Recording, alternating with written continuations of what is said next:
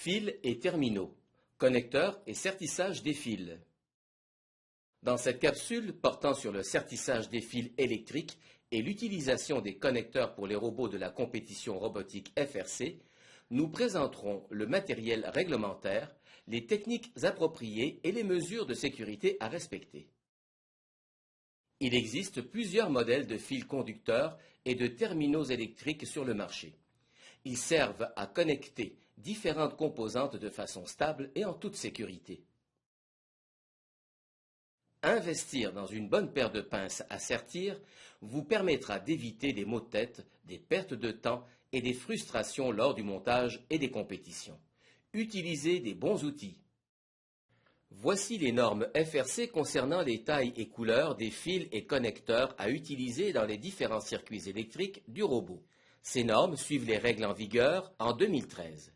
Référez-vous au manuel de jeu pour toute mise à jour. Peu importe le modèle, il faut utiliser un terminal approprié à la taille du fil auquel il doit être attaché. Le tout est en fonction du courant électrique qui traverse le conducteur.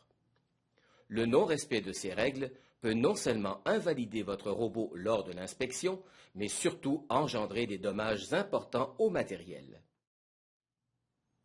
Pour sertir un fil électrique, vous aurez besoin du matériel suivant: des fils électriques répondant aux normes de jauge et de couleur, des terminaux répondant aux mêmes normes, une pince à dénuder, une pince à sertir et un multimètre.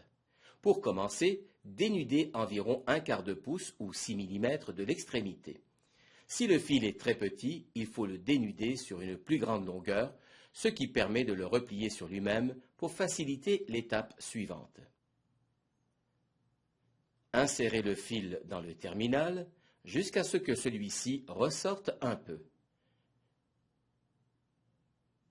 Gardez en tête que l'isolant doit être serti afin d'assurer un bon contact entre le terminal et le fil. Placez le fil et le terminal dans la pince à sertir au bon endroit. Il faut appuyer avec conviction sur la pince. Faites une inspection visuelle pour vous assurer du contact. Ensuite, tirez sur le fil et finalement vérifiez la continuité avec un multimètre. Il est important de choisir un terminal en fonction de son utilisation. Votre robot subira des chocs et des vibrations. Vous aurez avantage à chercher la modularité et vous devrez choisir entre la rapidité de connexion et la fiabilité. Ne serrez pas trop fort vos connecteurs de type fourchette. Finalement, après la construction du robot, planifiez un programme de vérification et d'entretien régulier de toutes les connexions électriques des circuits. Le temps investi sera du temps gagné.